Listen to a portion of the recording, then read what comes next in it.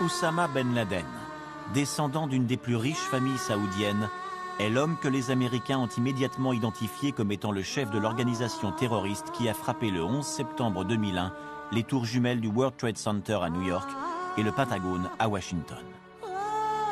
Au nom de quoi et contre qui ces attentats furent-ils perpétrés? Selon quelle stratégie politique et en s'inspirant de quelle idéologie?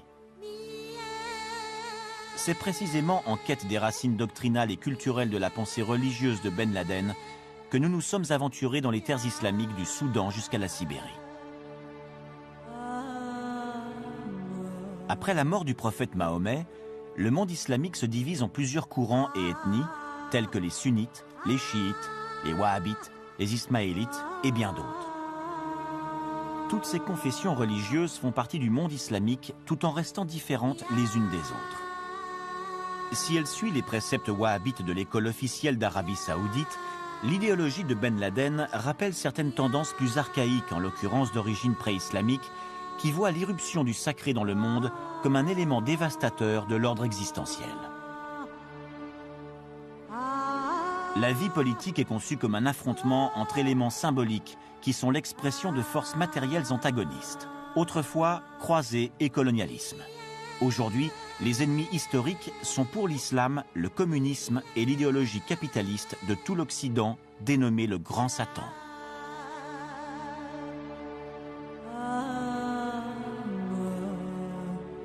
L'ennemi à combattre est la société de consommation, mais également l'impérialisme économique, anti-religieux et spiritualiste qui s'installe en Orient, y compris militairement.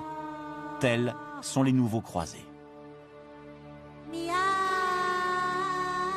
Comme nous le verrons au cours de ce voyage aux frontières de ces deux mondes parallèles que sont l'Occident et l'Orient, les divisions entre ethnies islamiques semblent être plus apparentes que réelles.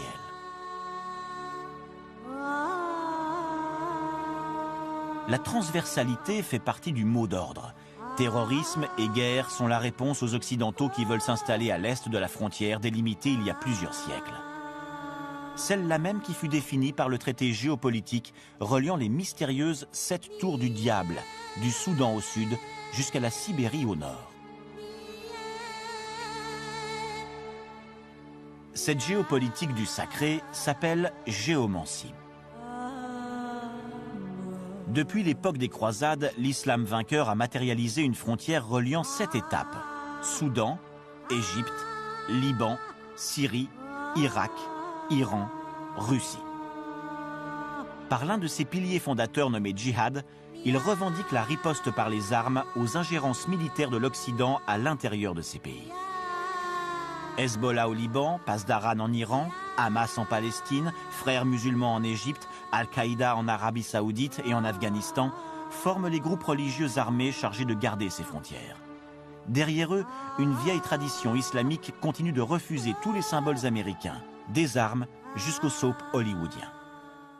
Quelle est selon vous l'importance des rapports entre religion islamique, dans son ensemble comme dans l'individualité de ses confessions, et ce qu'on appelle le terrorisme, la guerre armée? Selon moi, la situation est telle que tant que la stratégie du terrorisme sera considérée comme une intervention alternative à la politique, à la diplomatie, c'est-à-dire comme l'une des armes possibles dans la politique internationale,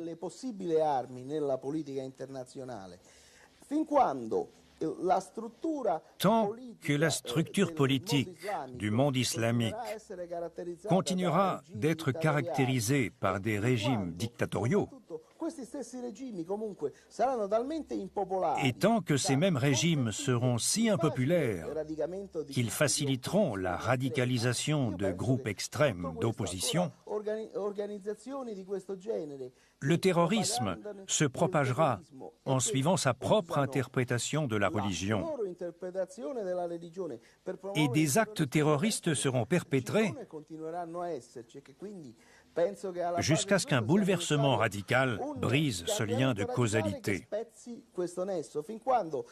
Il faut rompre ce cercle vicieux, car avec ce type de structure politique, tout cela continuera.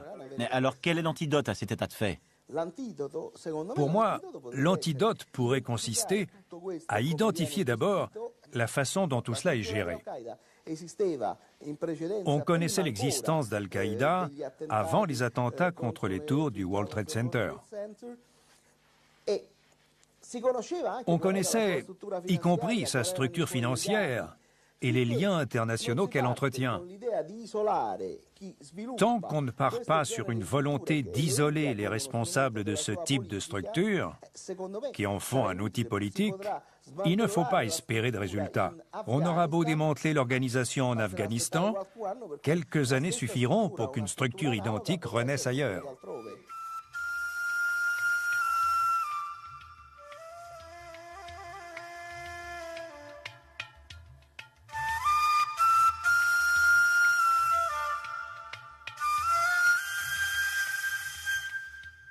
Nous sommes à Qom, en Iran, à 200 km de Téhéran. Nous venons d'entrer dans l'université islamique chiite la plus grande du monde. Ici, les ayatollahs enseignent le Coran et les éléments de la science sacrée à des milliers d'étudiants de religion chiite. Ceux-ci sont malgré tout en relative minorité dans le monde musulman, dont les fidèles proviennent surtout d'Iran, d'Irak, du Liban, de Palestine, du Pakistan et d'Afghanistan. Le périmètre universitaire ne se limite pas aux espaces consacrés à l'enseignement. Les étudiants vivent ici avec leurs proches et bénéficient de restaurants et de commerces qui leur sont réservés. Pour la première fois, une équipe occidentale pénètre dans ce lieu unique et très fermé.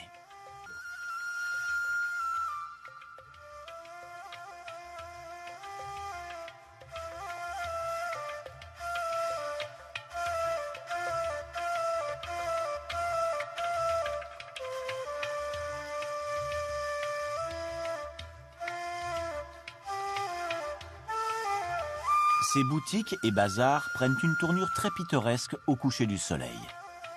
S'installe alors un paysage des mille et une nuits.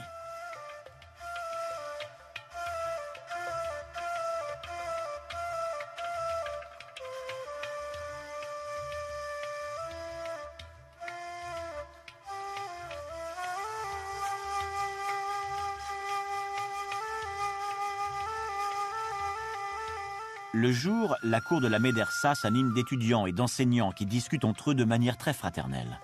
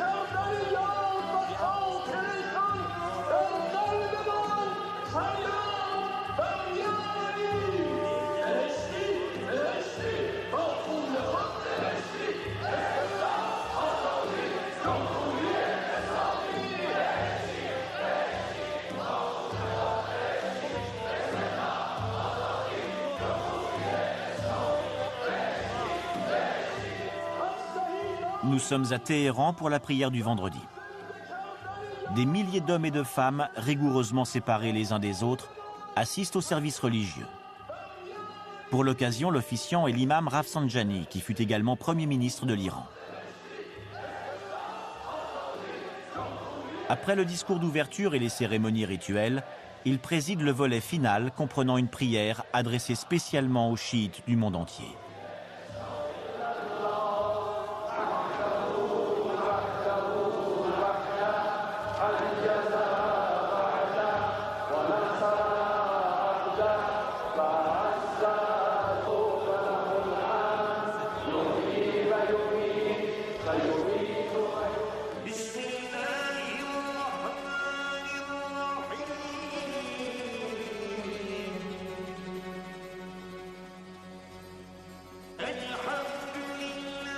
Dans les rues, comme cela arrive souvent après la cérémonie, les fidèles défilent par groupes strictement encadrés sous leurs banderoles uniformément colorées.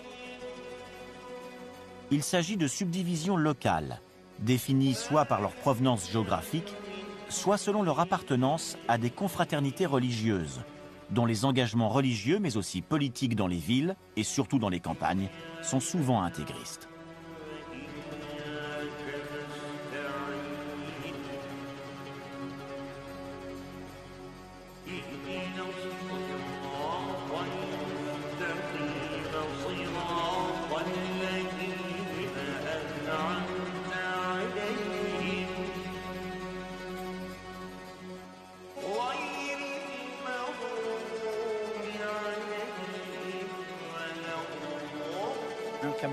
Imam Khamenei, quel est le rapport entre foi religieuse et action politique d'après le Coran?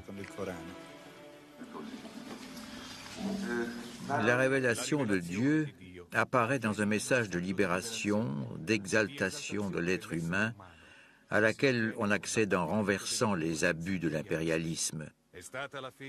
C'est la foi de Dieu qui a noyé le pharaon dans la mer Rouge et qui a fait s'écrouler les empires de Rome et de Byzance. Quand un tyran prétend faire de son peuple la race élue et les autres ses esclaves, les déshérités peuvent reprendre en main leur destin s'ils suivent les messages des prophètes. À présent, ce sont les Américains qui oppriment les peuples islamiques à travers l'État d'Israël. L'aube de la révolution de 1979 en Iran a prouvé que la libération était possible et le reste est venu en conséquence. Aujourd'hui, le cancer sioniste implanté au Moyen-Orient sera le prochain à s'écrouler.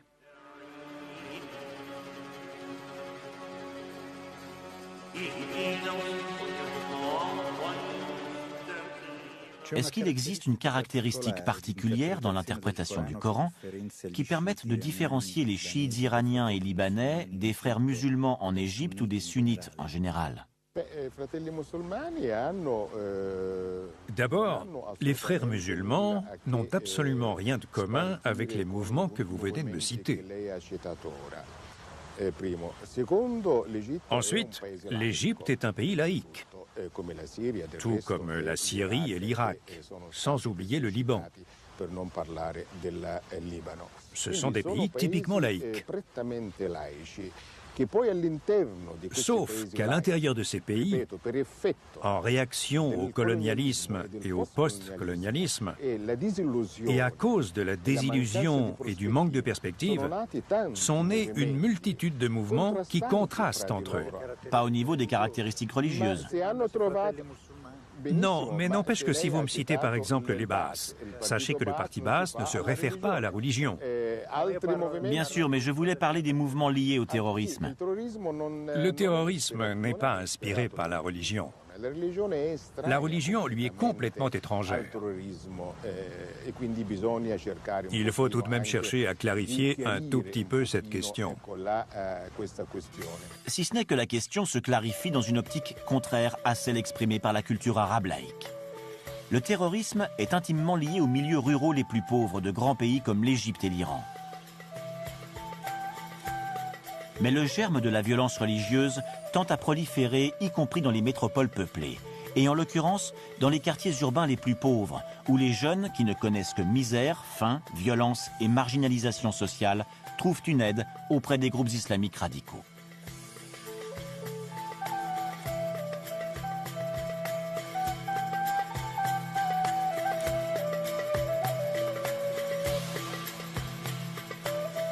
Nous sommes en Égypte, dans la cité des Morts, au nord du Caire. Un lieu difficilement accessible aux Occidentaux. Ici, dans l'immense cimetière datant de la fin du 19e siècle, vivent 1 million d'Égyptiens.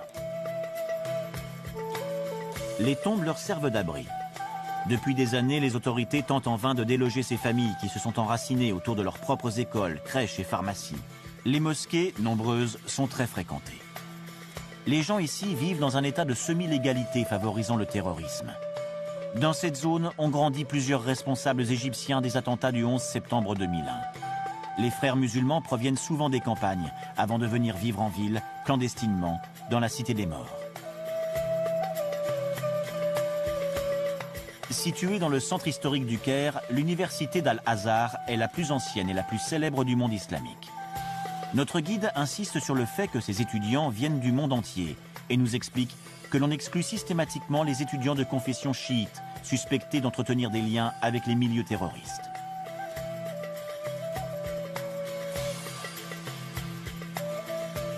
Nous aurons droit à l'éloge de l'Italie pour la réfection des bâtiments grâce à son don de précieux marbre de Carrare. À la différence de Téhéran et de l'Iran, ici, hommes et femmes cohabitent dans les espaces réservés aux discussions et aux prières. Cette université est la plus fréquentée par les Occidentaux, en particulier les Français, Allemands et Anglais convertis à l'islam et qui deviennent souvent les interprètes les plus rigides et les plus catégoriques des textes sacrés.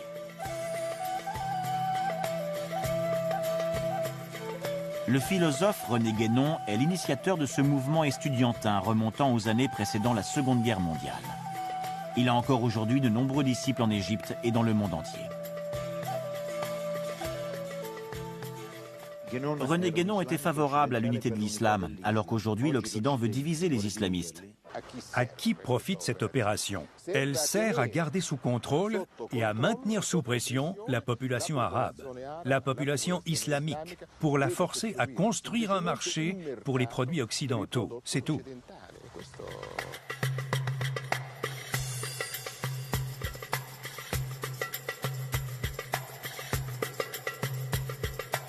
On sait que Ben Laden a étudié les textes sacrés dans les écoles coraniques d'Arabie Saoudite.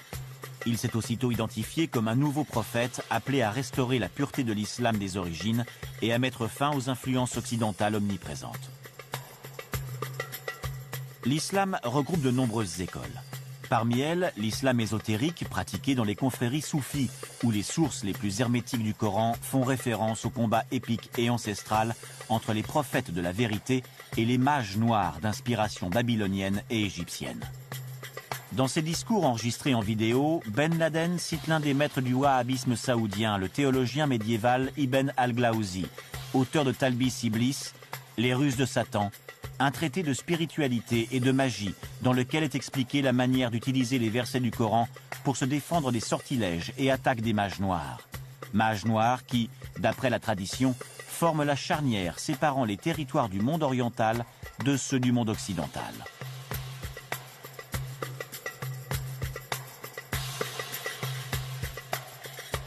Nous avons réussi à retrouver et à filmer ces tours, antiques pièces archéologiques, traces de diverses traditions et civilisations, de la préhistoire soudanaise aux pharaons, de Nabucodonosor à l'islam archaïque et jusqu'à la tradition chamanique.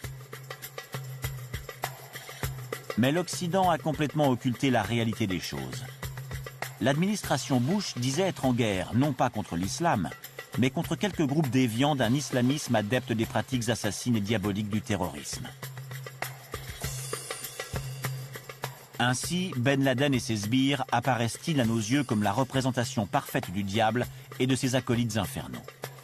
À travers lui nous parvient l'image emphatique du terrorisme islamique, qui devient l'expression concrète d'actions de magie noire, partie d'un cadre religieux moins bien aspecté, celui d'antiques récits comme le Vieux de la Montagne et ses assassins, les Hashashin, des combattants du Moyen-Âge semblables aux groupes extrémistes qui sévissent aujourd'hui.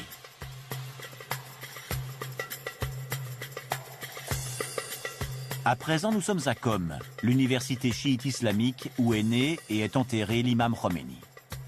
L'imam Montazeri s'exprime devant une assemblée hétérogène de fidèles venus des quatre coins du monde islamique, des Philippines jusqu'en Europe. Il dénonce l'idéologie de Ben Laden, qui voudrait faire régner le wahhabisme saoudien sur l'islam, et son initiative de recréer une sorte d'empire ottoman du XXIe siècle. Il rappelle également comment Ben Laden, jusqu'à peu de temps avant ses attentats, était très proche des Américains qui s'étaient installés avec lui en Afghanistan après avoir bouté hors du pays l'envahisseur soviétique.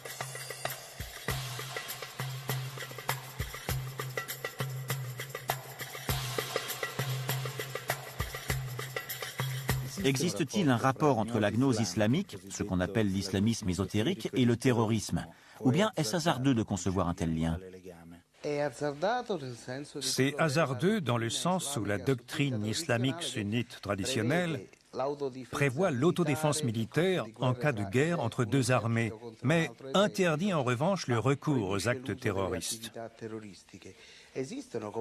Ceci dit, il existe depuis le Moyen Âge des sectes extrémistes qui légitiment au contraire la pratique du terrorisme et qui vont même jusqu'à développer l'idée d'une récompense paradisiaque pour leurs militants, en les poussant véritablement à attaquer en période de paix des personnes qui ne s'y attendent pas. Comme témoignage historique de cela, nous avons par exemple le précédent des Hashashin du Vieux de la Montagne.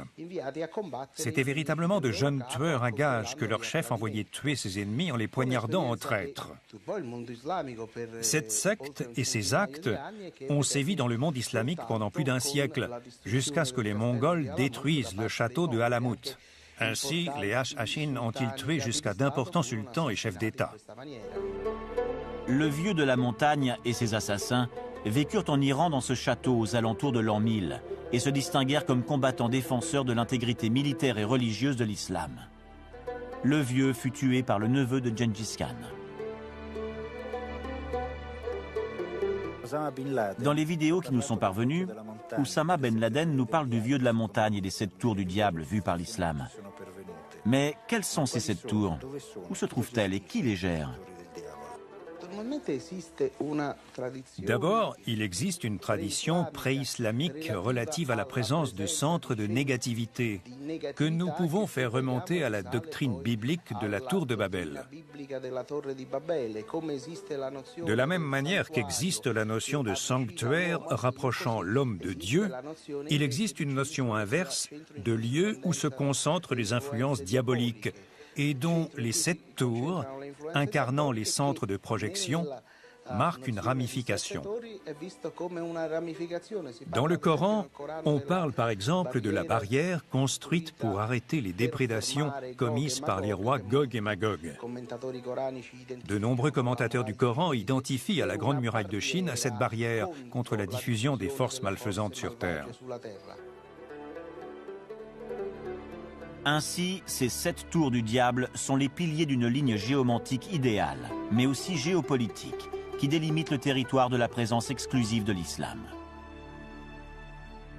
À l'intervalle de 1000 ans se déchaînent de ces centres concentrés d'énergie spirituelle, mais aussi militaire et matérielle, une série synchrone d'actes de violence sacrés, mais aussi profanes, avec des victoires et des deuils. Il n'est d'ailleurs pas rare que l'enjeu de ces luttes radicales soit le pétrole. Car le pétrole est une richesse immense créée par la putréfaction des substances de la Terre. Nous sommes ici à Bassora, à la frontière entre Irak et Iran. Les intérêts économiques et financiers énormes liés au pétrodollar ne sont certainement pas étrangers au financement du terrorisme islamique du XXIe siècle.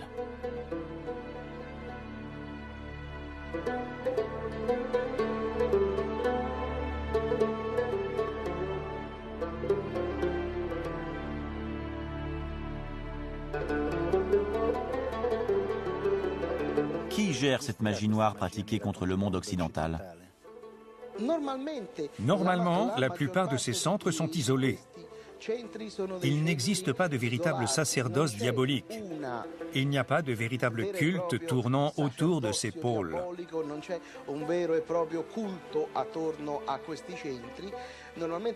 Normalement, ils sont identifiés par des lieux géographiques difficilement accessibles, à l'exception d'un cas au sud du Soudan, où l'on connaît l'existence de la société secrète des hommes léopards. Ceux-ci vivent selon une forme d'animisme identifiable à un culte diabolique qui se réfère à la dernière des 7 tours situées en Afrique.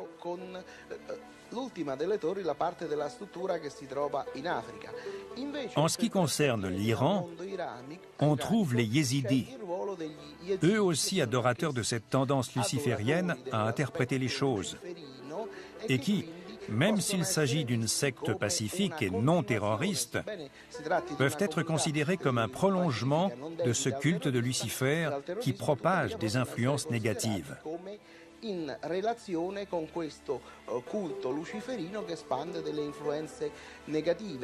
Par conséquent, l'une de ces particularités de ces sectes yézidis, qui existent encore aujourd'hui, à la frontière entre Iran et Irak est de vouloir absolument garder secrète leur affiliation.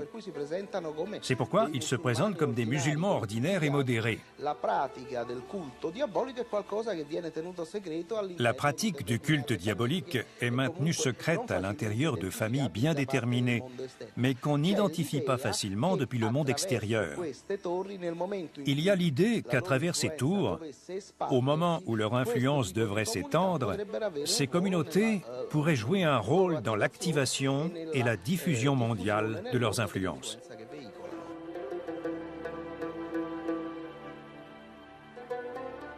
Professeur Grossato, les communautés ésotériques gardiennes des 7 tours ont-elles la possibilité effective de révoquer les composantes archaïques, appelons-les même magiques, qui sont aujourd'hui intégrées au monde islamique? Une fois de plus, il faut se référer pour cela à l'ésotérisme islamique, c'est-à-dire au soufisme.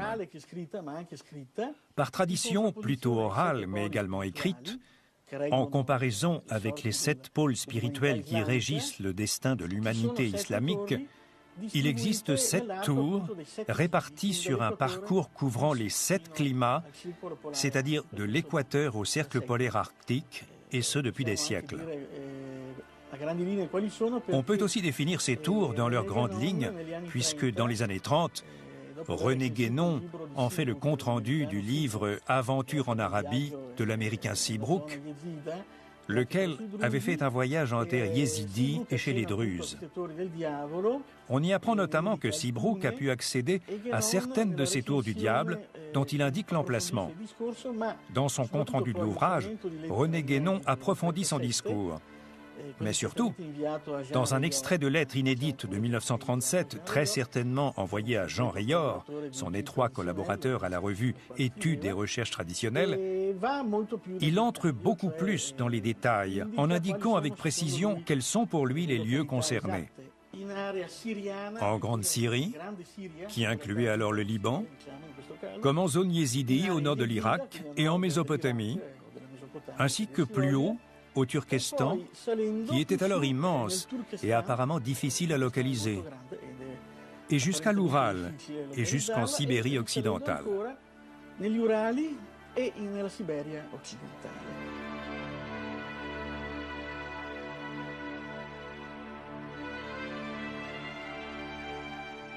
Pourtant, les 7 tours et autres ruines archéologiques semblent appartenir à des civilisations, des régions, des religions et des architectures absolument disparates, très différentes entre elles, et éloignées dans le temps comme dans l'espace.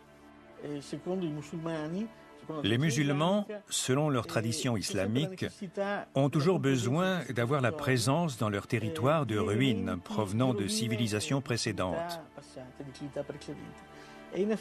Mais ces régions ont bénéficié de peu de missions archéologiques et cela vaudrait certainement la peine d'approfondir les fouilles dans ces ruines difficilement datables.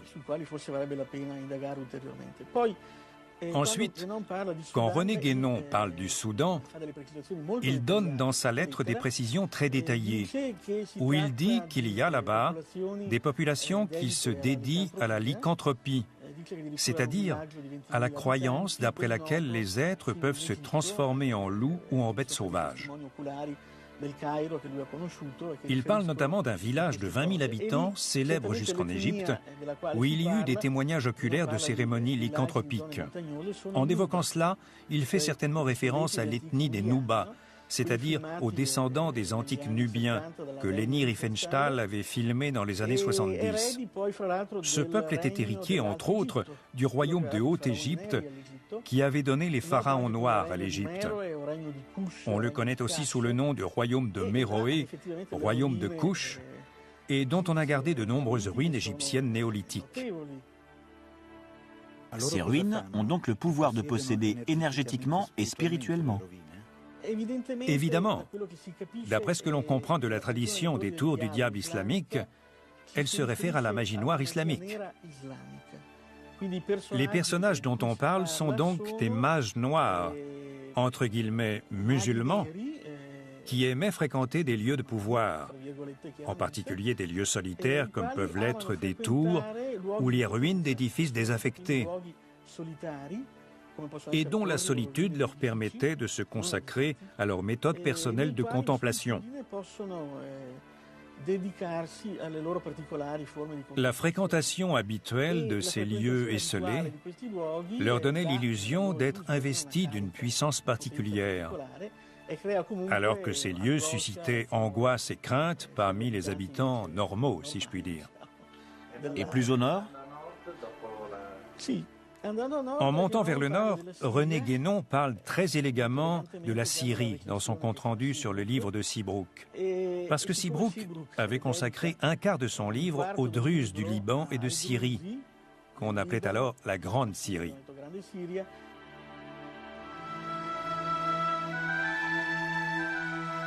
À seulement 2 kilomètres à vol d'oiseau de la tour du Diable Druze, au-dessus de Beyrouth, une équipe de télévision entre pour la première fois dans les camps de réfugiés palestiniens de Sabra et Shatila.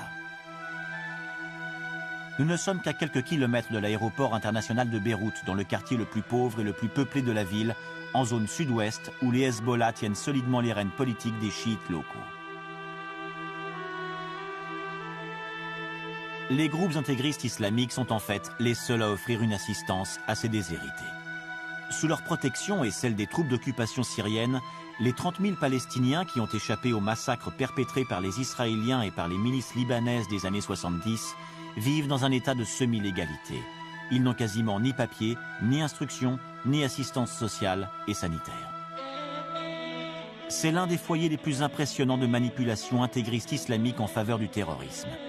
Bientôt, les jeunes iront grossir les rangs de l'intifada du Hamas, du Hezbollah, d'Al-Qaïda et d'autres groupes.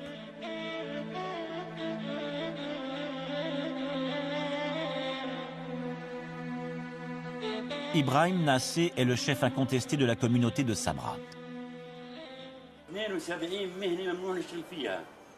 Je suis arrivé avec ma famille à Beyrouth en 1949. J'étais jeune. Nous nous étions enfuis de Haïfa, une région qui produisait citron et pamplemousse. En quelques mois, les Juifs qui venaient s'implanter nous ont empêchés de continuer à vivre sur notre terre, que je ne vois plus désormais qu'à la télévision. Cette terre qui, depuis des centaines d'années, avait toujours été celle de notre peuple palestinien. Nous sommes arrivés avec très peu d'économies, mais pleins de rêves et confiants de pouvoir nous enrichir pour retourner ensuite au sud. Mais notre illusion s'est rapidement brisée. Certes, le peuple libanais nous a accueillis, mais il nous a marginalisés et immédiatement parqués ici, comme dans un énorme camp de concentration. Il ne nous a jamais accordé nos droits civiques. Nous vivons désormais en pleine illégalité. Clandestinement, nous volons l'éclairage, le gaz et l'eau des Libanais.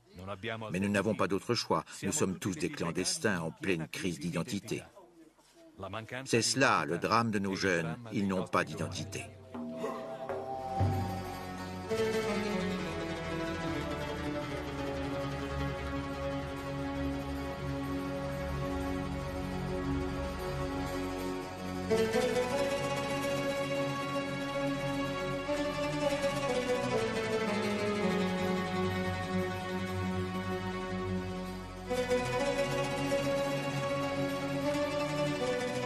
Nous sommes à présent à Jérusalem. La ville est divisée en 2 parties très différentes l'une de l'autre. L'une est verdoyante, riche et moderne. L'autre, peuplée par les plus pauvres, n'est qu'un bidonville dans le désert. L'extrémité de la périphérie est devenue le camp permanent de réfugiés qui formait autrefois une noble tribu nomade, les Bédouins.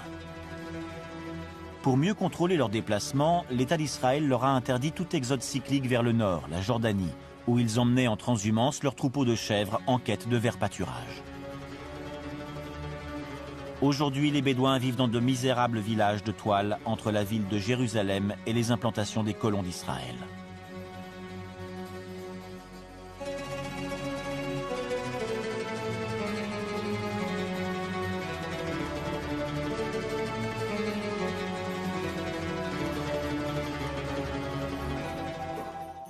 Nous sommes comme des oiseaux sans ailes. Pour nous, c'est la fin, la mort.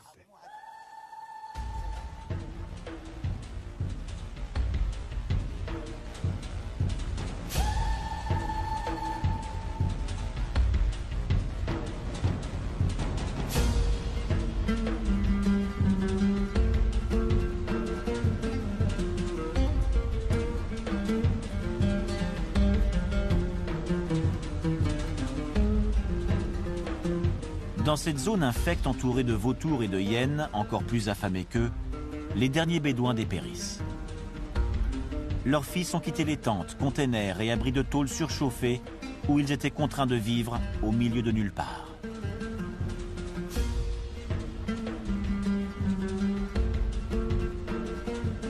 Ils ont rejoint la bande de Gaza où ils se sont enrôlés il y a plus d'1 an dans l'intifada du Hamas, grossissant ainsi les rangs des terroristes kamikazes. Ainsi, la race des Bédouins s'éteint-elle tristement, tandis qu'augmente le nombre des exilés et marginaux extrémistes, et tandis que les vieux délaissés cherchent avec l'aide des organisations internationales à apprendre un nouveau mode de survie. Autrefois bergers, ils essayent désormais de devenir des paysans sur cette terre aride et hostile.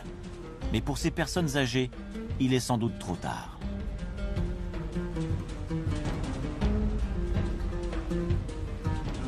L'usage d'outils modernes paraît surréel dans cette vallée distante de quelques kilomètres de Jérusalem.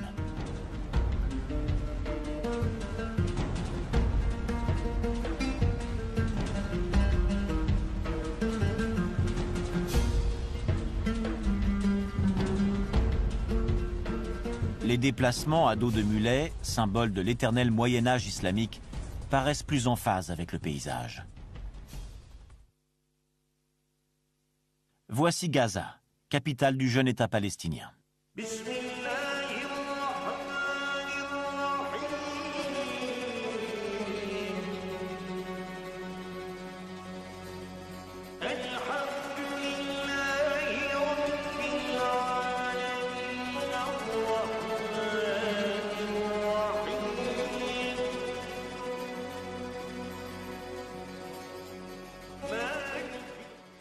L'islam a succédé à des religions plus archaïques, comme l'animisme et le chamanisme. Mais d'après vous, existe-t-il une magie typiquement islamique?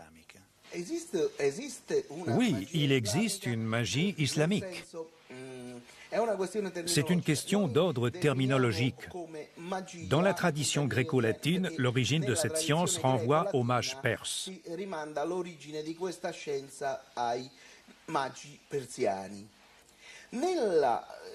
Dans la tradition islamique, et donc en arabe, le fait d'utiliser le mot Magius signifie parler de zoroastrisme, c'est-à-dire de manichéisme. Par conséquent, la connaissance que nous considérons comme de la magie ou comme une série de connaissances hermétiques ne prend pas la même appellation dans le monde islamique puisqu'on l'appelle la science des balances.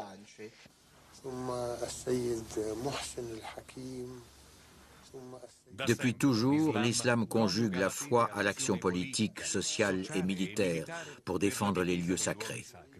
La magie est un héritage antique. Elle entre dans l'enseignement de l'islam, car l'homme doit agir directement avec la foi et politiquement. C'est ça, la magie du combattant.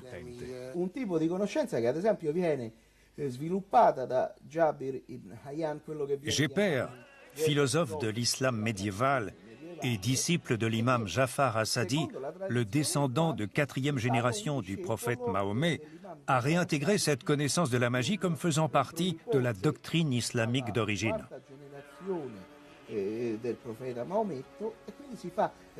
Cet apprentissage de la magie s'est ensuite enrichi des connaissances provenant des Chaldéens, des mages, des Grecs.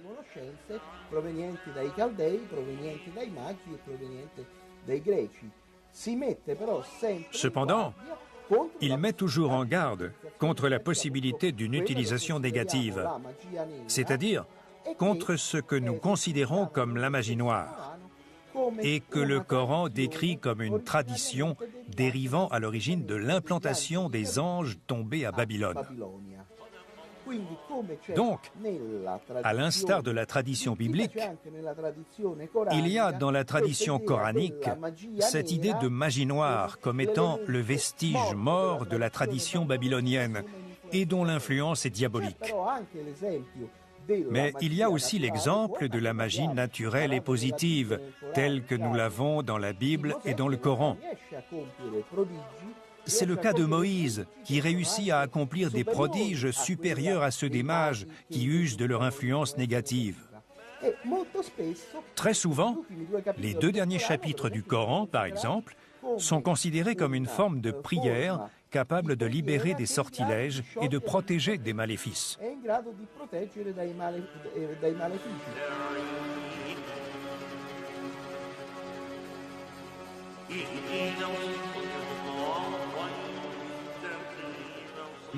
Nous, les Yézidis, nous descendons d'une seule et même lignée islamique, mais nous sommes des nomades. Il est donc impossible de nous incorporer à l'une des nations créées par les infidèles il y a seulement 100 ans. À force d'errance, chacun de nous, avec sa famille, a fini par choisir de s'établir dans un lieu plus ou moins stable. Moi, par exemple, je vis dans le désert près de Qom, en Iran.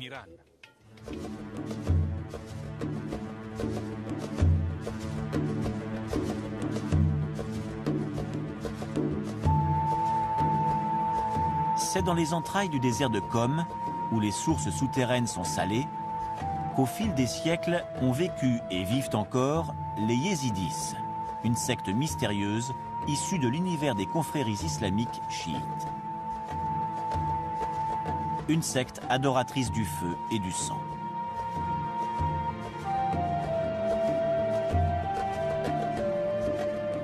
Au centre de Téhéran coule la fontaine de sang, en mémoire des martyrs de la Révolution. Voici le portrait du 13e imam, l'imam sans visage, le Rédempteur, incarné pour certains par Khomeini. Le feu éternel de Zarathustra représente la lumière éternelle de Lucifer. Lucifer est le porteur de lumière, et les 7 tours du diable sont l'expression de Lucifer.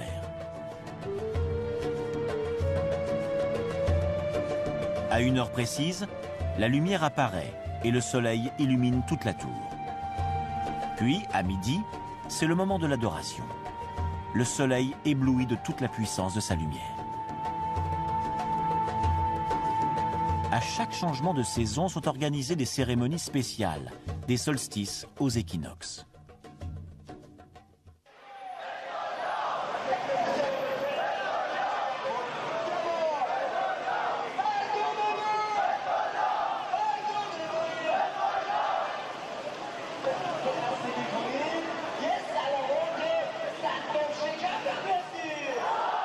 Aujourd'hui, à Téhéran, ont encore lieu les rassemblements océaniens. Ils sont présidés par l'imam Khamenei, le chef religieux suprême des chiites. Tous ici invectivent le grand Satan, les États-Unis d'Amérique et leurs alliés.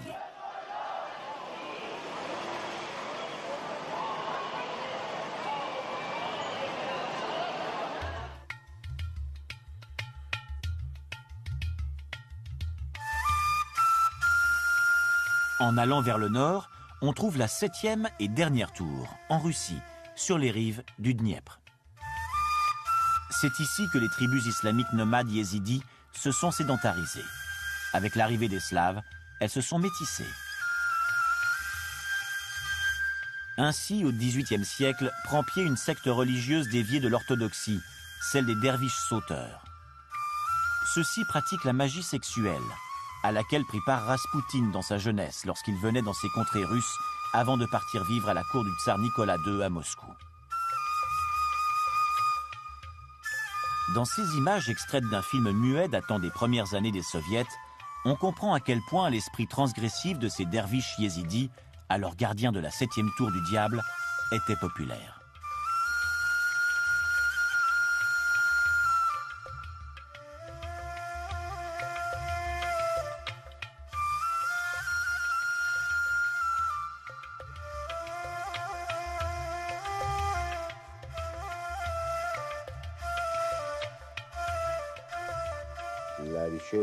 Contrairement à ce que pensait la grande Hannah Arendt, la recherche de l'ennemi métaphysique n'est pas caractéristique des totalitarismes.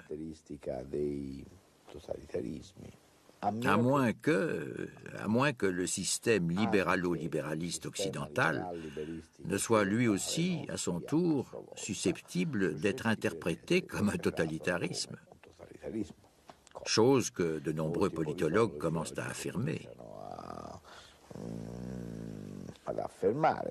Je peux citer pour exemple l'italien Marco Tarchi. Je veux dire par là qu'en réalité, nous interprétons la nécessité d'avoir un ennemi métaphysique comme une fonction du totalitarisme. leggiamo come una funzione del totalitarismo. Però Cependant, si nous considérons l'histoire de ces 50 dernières années du point de vue européen, laquelle histoire pourrait devenir celle de ces 300 ou 400 dernières années, pour peu qu'on l'étende géographiquement, de sorte qu'elle englobe les États-Unis d'Amérique, ou du moins les colonies américaines entrées dans le territoire des États-Unis dans la seconde moitié du XVIIIe siècle. Cette histoire nous enseigne que les sociétés occidentales comme telles ont toujours éprouvé la nécessité de se trouver un ennemi métaphysique, c'est-à-dire un ennemi dont la raison d'être est totalement contraire à celle des cultures occidentales modernes.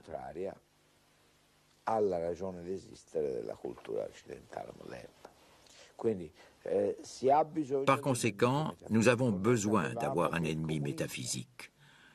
On savait que le communisme ou le fascisme avaient besoin d'ennemis métaphysiques. Ceux-ci pouvaient être les religieux ou bien un ennemi de classe, un franc-maçon, un juif, etc.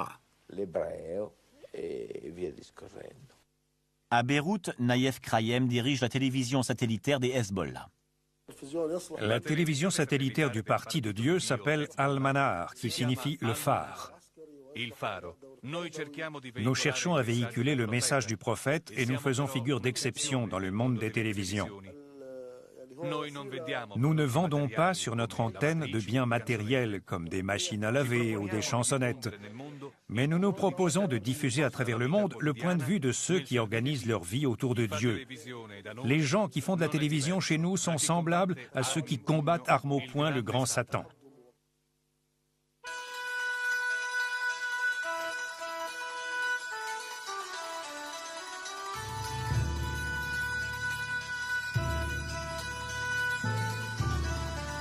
Sortie de prière à Téhéran le vendredi.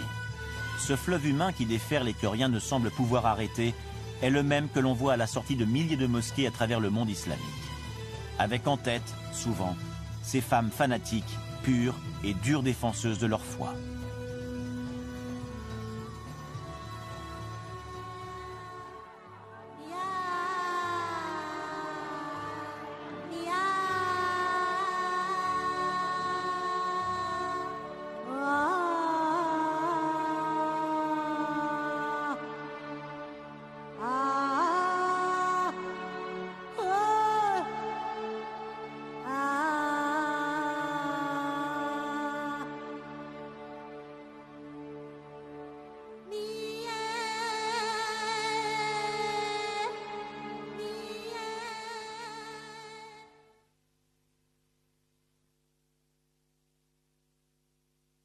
Remontant aux années précédant la Seconde Guerre mondiale. Il a encore aujourd'hui de nombreux disciples en Égypte et dans le monde entier. René Guénon était favorable à l'unité de l'islam, alors qu'aujourd'hui l'Occident veut diviser les islamistes. À qui profite cette opération? Elle sert à garder sous contrôle et à maintenir sous pression la population arabe, la population islamique, pour la forcer à construire un marché pour les produits occidentaux. C'est tout.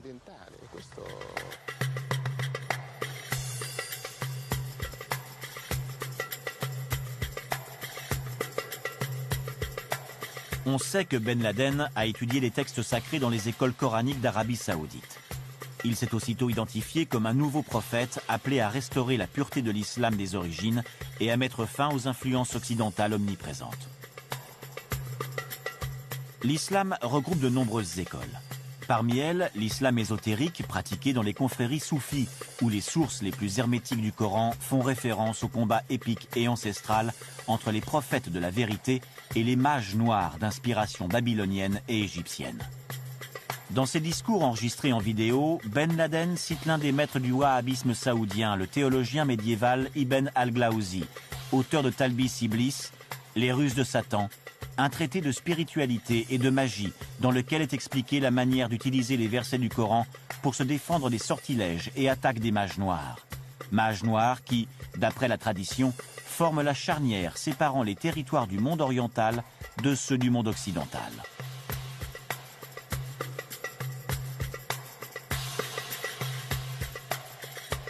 Nous avons réussi à retrouver et à filmer ces tours, antiques pièces archéologiques, traces de diverses traditions et civilisations, de la préhistoire soudanaise aux pharaons, de Nabuchodonosor à l'islam archaïque et jusqu'à la tradition chamanique.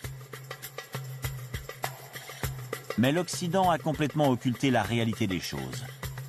L'administration Bush disait être en guerre, non pas contre l'islam, mais contre quelques groupes déviants d'un islamisme adepte des pratiques assassines et diaboliques du terrorisme. Ainsi, Ben Laden et ses sbires apparaissent-ils à nos yeux comme la représentation parfaite du diable et de ses acolytes infernaux.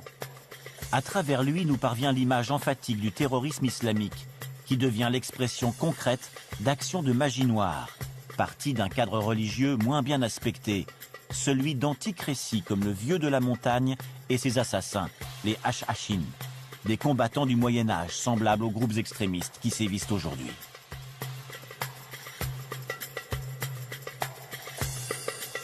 À présent, nous sommes à Qom, l'université chiite islamique où est né et est enterré l'imam Khomeini.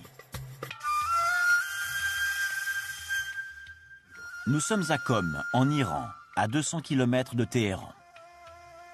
Nous venons d'entrer dans l'université islamique chiite la plus grande du monde.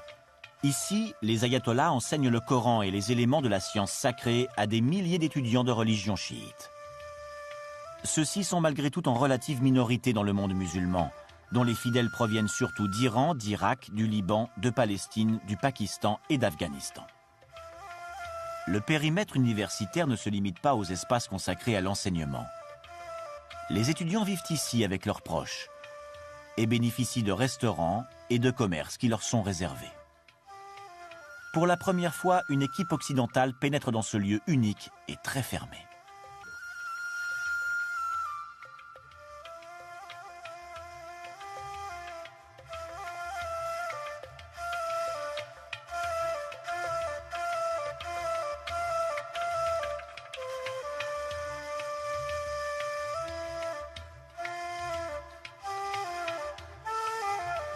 Ces boutiques et bazars prennent une tournure très pittoresque au coucher du soleil. S'installe alors un paysage des mille et une nuits.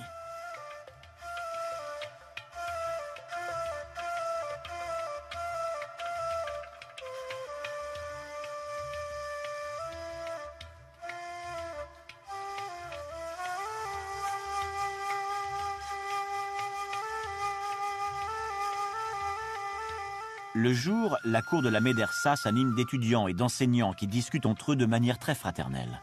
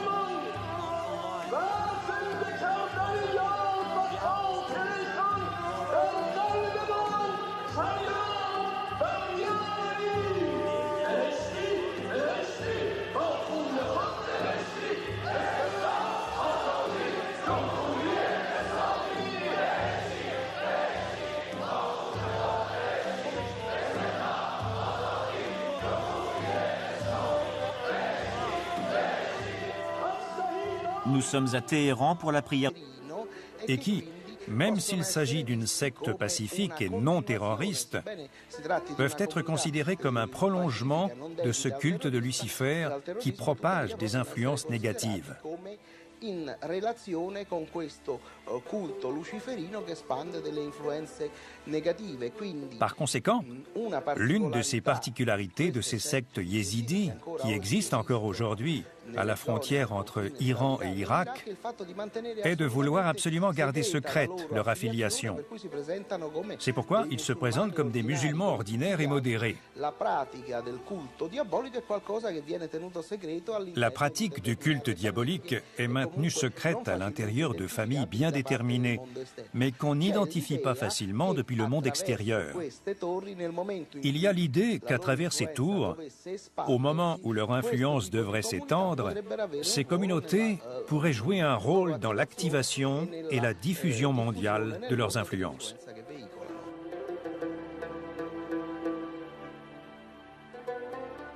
Professeur Grossato, les communautés ésotériques gardiennes des 7 tours ont-elles la possibilité effective de révoquer les composantes archaïques, appelons-les même magiques, qui sont aujourd'hui intégrées au monde islamique? Une fois de plus, il faut se référer pour cela à l'ésotérisme islamique, c'est-à-dire au soufisme. Par tradition plutôt orale, mais également écrite, en comparaison avec les 7 pôles spirituels qui régissent le destin de l'humanité islamique, il existe 7 tours réparties sur un parcours couvrant les 7 climats, c'est-à-dire de l'équateur au cercle polaire arctique, et ce depuis des siècles.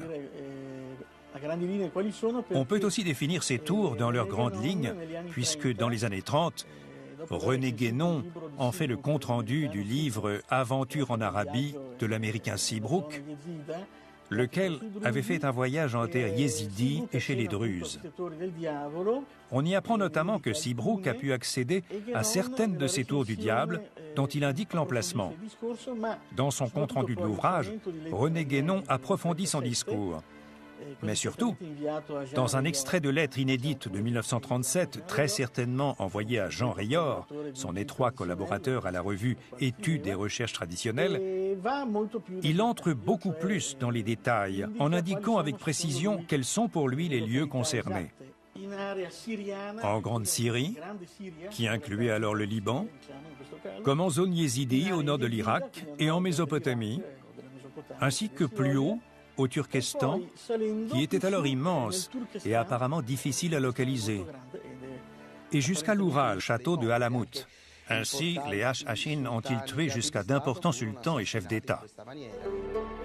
Le vieux de la montagne et ses assassins vécurent en Iran dans ce château aux alentours de l'an 1000 et se distinguèrent comme combattants défenseurs de l'intégrité militaire et religieuse de l'islam. Le vieux fut tué par le neveu de Gengis Khan. Dans les vidéos qui nous sont parvenues, Oussama Ben Laden nous parle du vieux de la montagne et des 7 tours du diable vues par l'islam. Mais quelles sont ces 7 tours? Où se trouvent-elles et qui les gère? D'abord, il existe une tradition pré-islamique relative à la présence de centres de négativité que nous pouvons faire remonter à la doctrine biblique de la tour de Babel. De la même manière qu'existe la notion de sanctuaire rapprochant l'homme de Dieu, il existe une notion inverse de lieu où se concentrent les influences diaboliques et dont les 7 tours, incarnant les centres de projection, marquent une ramification. Dans le Coran, on parle par exemple de la barrière construite pour arrêter les déprédations commises par les rois Gog et Magog. De nombreux commentateurs du Coran identifient à la Grande Muraille de Chine cette barrière contre la diffusion des forces malfaisantes sur Terre. Ainsi, ces 7 tours du diable sont les piliers d'une ligne géomantique idéale, mais aussi géopolitique, qui délimite le territoire de la présence exclusive de l'islam. À l'intervalle de 1000 ans se déchaînent de ces centres concentrés d'énergie spirituelle, mais aussi militaire et matérielle, une série synchrone d'actes de violence sacrés, mais aussi profanes, avec des victoires et des deuils. Il n'est d'ailleurs pas rare que l'enjeu de ces luttes radicales soit le pétrole. Car le pétrole est une richesse immense créée par la putréfaction des substances de la Terre.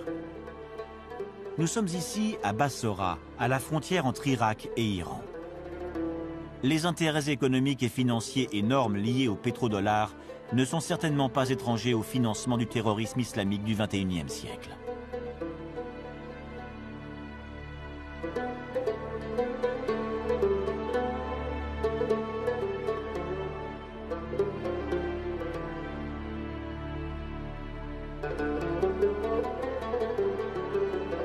Qui gère cette magie noire pratiquée contre le monde occidental? Normalement, la plupart de ces centres sont isolés. Il n'existe pas de véritable sacerdoce diabolique. Il n'y a pas de véritable culte tournant autour de ces pôles.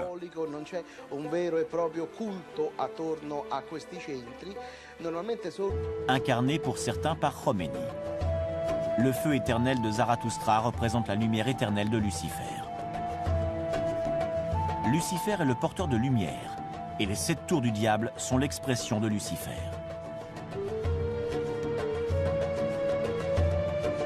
À une heure précise, la lumière apparaît et le soleil illumine toute la tour.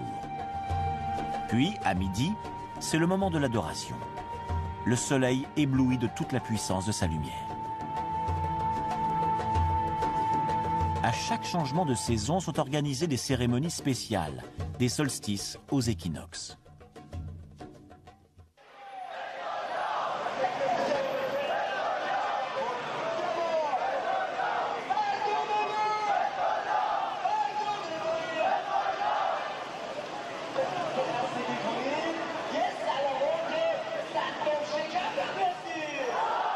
Aujourd'hui, à Téhéran, ont encore lieu les rassemblements océaniens.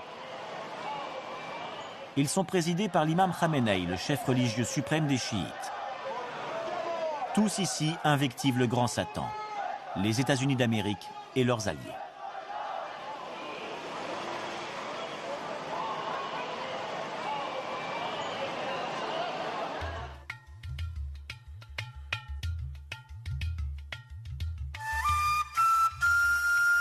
En allant vers le nord, on trouve la 7e et dernière tour, en Russie, sur les rives du Dniepr.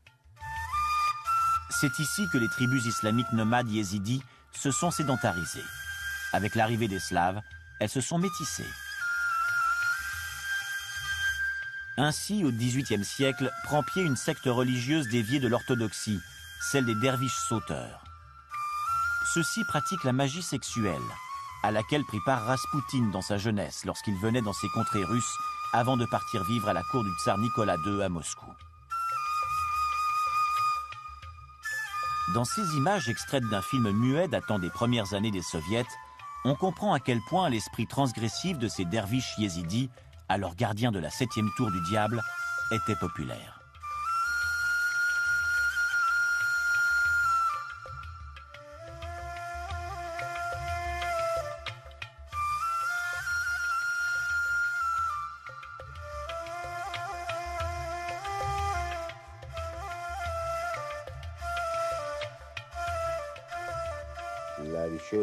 Contrairement à ce que pensait la grande Hannah Arendt, la recherche de l'ennemi métaphysique n'est pas caractéristique des totalitarismes.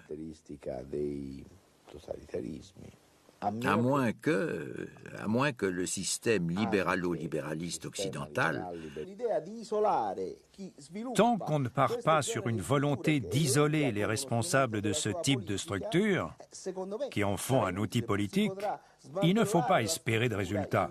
On aura beau démanteler l'organisation en Afghanistan, quelques années suffiront pour qu'une structure identique renaisse ailleurs.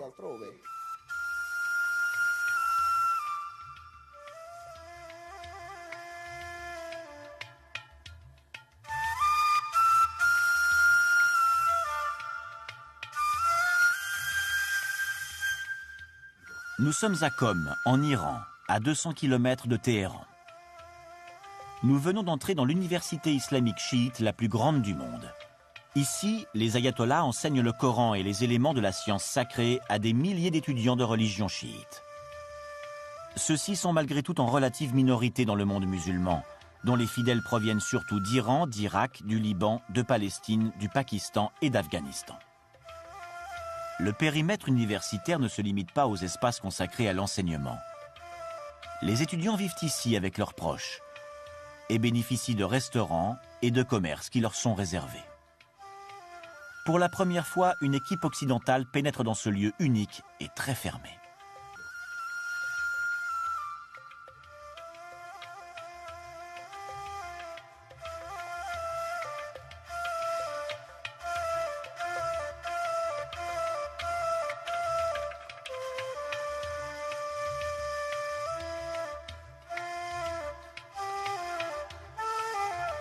Ces boutiques et bazars prennent une tournure très pittoresque au coucher du soleil. S'installe alors un paysage des mille et une nuits.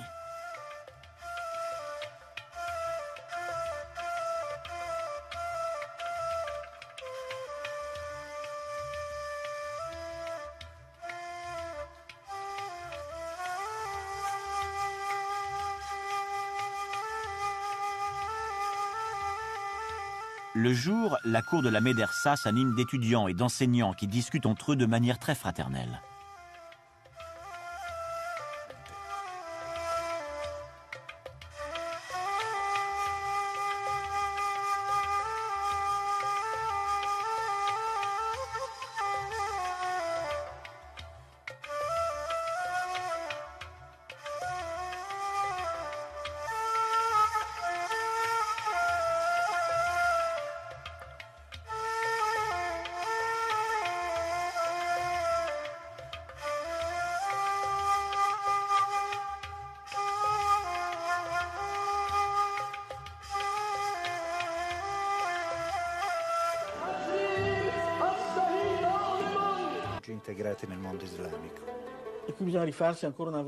Une fois de plus, il faut se référer pour cela à l'ésotérisme islamique, c'est-à-dire au soufisme. Par tradition plutôt orale, mais également écrite, en comparaison avec les 7 pôles spirituels qui régissent le destin de l'humanité islamique, il existe 7 tours réparties sur un parcours couvrant les 7 climats, c'est-à-dire de l'équateur au cercle polaire arctique, et ce depuis des siècles. On peut aussi définir ces tours dans leurs grandes lignes, puisque dans les années 30, René Guénon en fait le compte-rendu du livre « Aventure en Arabie » de l'américain Seabrook, lequel avait fait un voyage en terre yézidi et chez les Druzes. On y apprend notamment que Seabrook a pu accéder à certaines de ces tours du diable dont il indique l'emplacement. Dans son compte-rendu de l'ouvrage, René Guénon approfondit son discours. Mais surtout, dans un extrait de lettre inédite de 1937, très certainement envoyé à Jean Rayor, son étroit collaborateur à la revue Études et recherches traditionnelles, il entre beaucoup plus dans les détails, en indiquant avec précision quels sont pour lui les lieux concernés.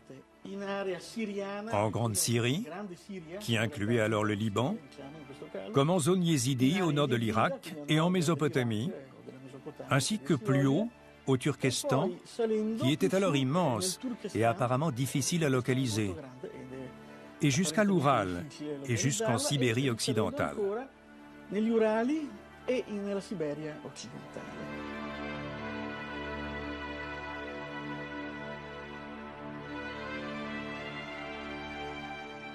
Pourtant, les 7 tours et autres ruines archéologiques semblent appartenir à des civilisations, des régions, des religions et des architectures absolument disparates, très différentes entre elles, et éloignées dans le temps comme dans l'espace. Les musulmans, selon leur tradition islamique, ont toujours besoin d'avoir la présence dans leur territoire de ruines provenant de civilisations précédentes. Mais ces régions ont bénéficié de peu de missions archéologiques et cela vaudrait certainement la peine d'approfondir les fouilles dans ces ruines difficilement datables. Ensuite, quand René Guénon parle du Soudan, il donne dans sa lettre des précisions très détaillées, où il dit qu'il y a là-bas des populations qui se dédient à la lycanthropie, c'est-à-dire à la croyance d'après laquelle les êtres peuvent se transformer en loups ou en bêtes sauvages.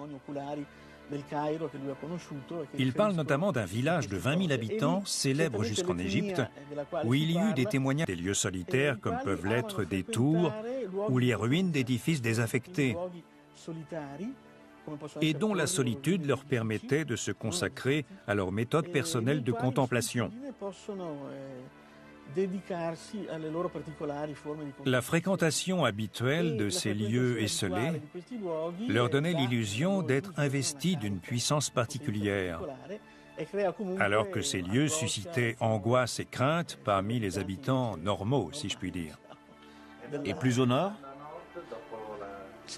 En montant vers le nord, René Guénon parle très élégamment de la Syrie dans son compte-rendu sur le livre de Seabrook. Parce que Seabrook avait consacré un quart de son livre aux Druzes du Liban et de Syrie, qu'on appelait alors la Grande Syrie.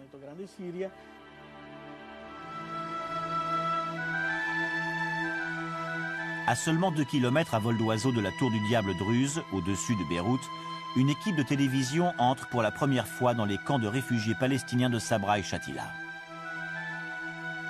Nous ne sommes qu'à quelques kilomètres de l'aéroport international de Beyrouth, dans le quartier le plus pauvre et le plus peuplé de la ville, en zone sud-ouest, où les Hezbollah tiennent solidement les rênes politiques des chiites locaux. Les groupes intégristes islamiques sont en fait les seuls à offrir une assistance à ces déshérités. Sous leur protection et celle des troupes d'occupation syriennes, les 30 000 Palestiniens qui ont échappé aux massacres perpétrés par les Israéliens et par les milices libanaises des années 70 vivent dans un état de semi-légalité. Ils n'ont quasiment ni papier, ni instruction, ni assistance sociale et sanitaire. C'est l'un des foyers les plus impressionnants de manipulation intégriste islamique en faveur du terrorisme. Bientôt, les jeunes iront grossir les rangs de l'intifada du Hamas, du Hezbollah, d'Al-Qaïda et d'autres groupes.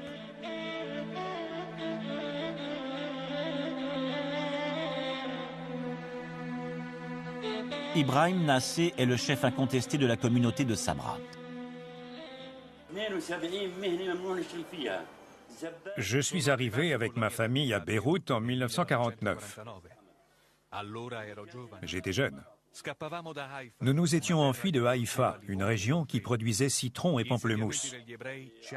En quelques mois, les Juifs qui venaient s'implanter nous ont empêchés de continuer à vivre sur notre terre, que je ne vois plus désormais qu'à la télévision. Cette terre qui, depuis des centaines d'années, avait toujours été celle de notre peuple palestinien. Nous sommes arrivés avec très peu d'économies, mais pleins de rêves et confiants de pouvoir nous enrichir pour retourner ensuite au sud. Mais notre illusion s'est rapidement brisée. Certes, le peuple libanais nous... L'université chiite islamique où est né et est enterré l'imam Khomeini. L'imam Montazeri s'exprime devant une assemblée hétérogène de fidèles venus des 4 coins du monde islamique, des Philippines jusqu'en Europe. Il dénonce l'idéologie de Ben Laden, qui voudrait faire régner le wahhabisme saoudien sur l'islam, et son initiative de recréer une sorte d'empire ottoman du XXIe siècle. Il rappelle également comment Ben Laden, jusqu'à peu de temps avant ses attentats, était très proche des Américains qui s'étaient installés avec lui en Afghanistan après avoir bouté hors du pays l'envahisseur soviétique.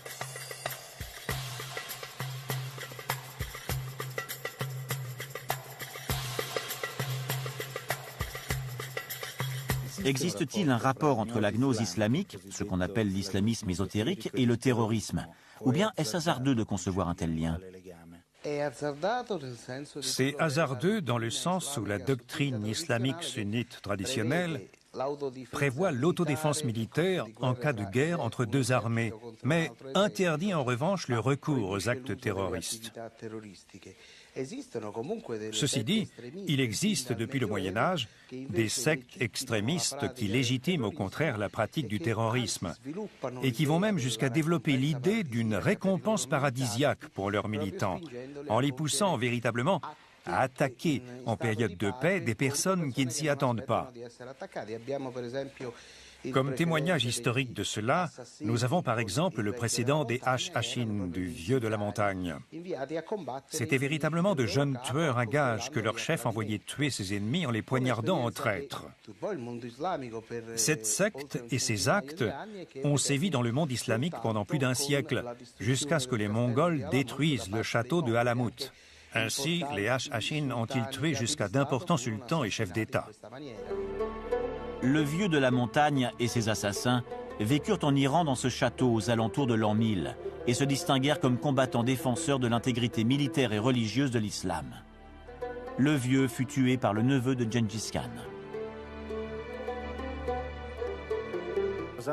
Dans les vidéos qui nous sont parvenues, Oussama Ben Laden nous parle du vieux de la montagne et des 7 tours du diable vues par l'islam.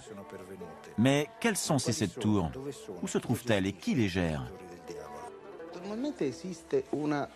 D'abord, il existe une tradition pré-islamique relative à la présence de centres de négativité que nous pouvons faire remonter à la doctrine biblique de la tour de Babel. De la même manière qu'existe la notion de sanctuaire rapprochant l'homme de Dieu, il existe une notion inverse de lieu où se concentrent les influences diaboliques. Quand un tyran prétend faire de son peuple la race élue et les autres ses esclaves, les déshérités peuvent reprendre en main leur destin s'ils suivent les messages des prophètes. À présent, ce sont les Américains qui oppriment les peuples islamiques à travers l'État d'Israël. L'aube de la révolution de 1979 en Iran a prouvé que la libération était possible et le reste est venu en conséquence. Aujourd'hui, le cancer sioniste implanté au Moyen-Orient sera le prochain à s'écrouler.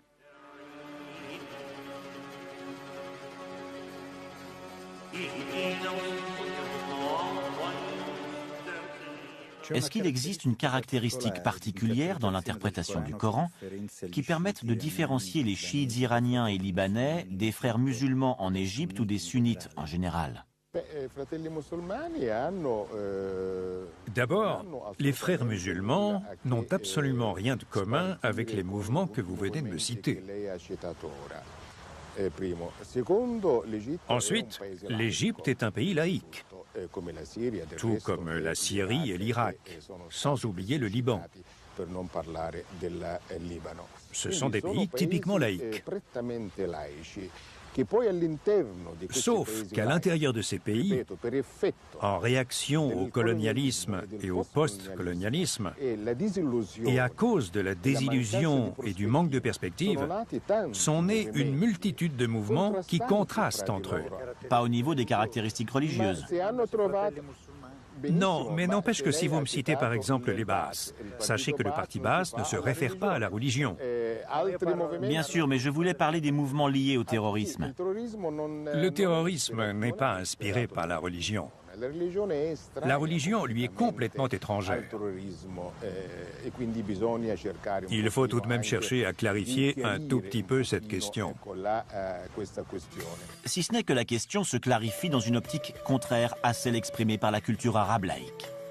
Le terrorisme est intimement lié aux milieux ruraux les plus pauvres de grands pays comme l'Égypte et l'Iran. Mais le germe de la violence religieuse tend à proliférer, y compris dans les métropoles peuplées, et en l'occurrence dans les quartiers urbains les plus pauvres, où les jeunes qui ne connaissent que misère, faim, violence et marginalisation sociale trouvent une aide auprès des groupes islamiques radicaux.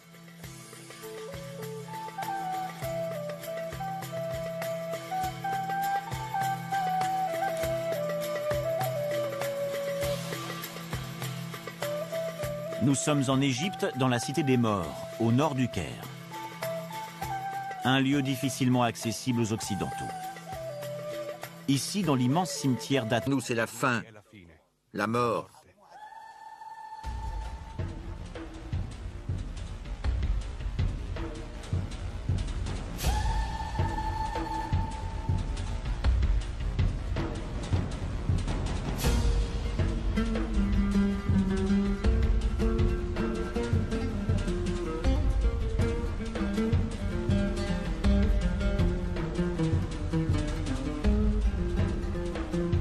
Dans cette zone infecte entourée de vautours et de hyènes, encore plus affamés qu'eux, les derniers bédouins dépérissent.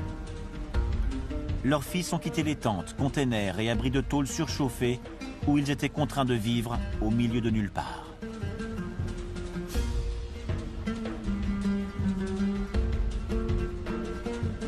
Ils ont rejoint la bande de Gaza où ils se sont enrôlés il y a plus d'1 an dans l'intifada du Hamas, grossissant ainsi les rangs des terroristes kamikazes.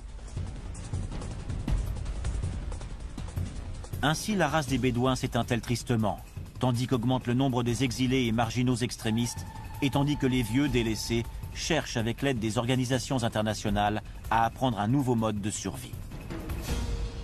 Autrefois bergers, ils essayent désormais de devenir des paysans sur cette terre aride et hostile.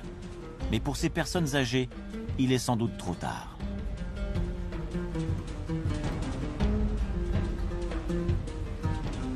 L'usage d'outils modernes paraît surréel dans cette vallée distante de quelques kilomètres de Jérusalem.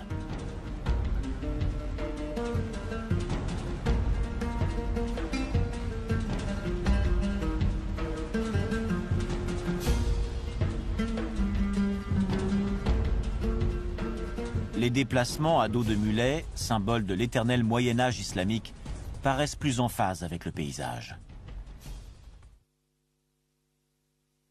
Voici Gaza, capitale du jeune État palestinien.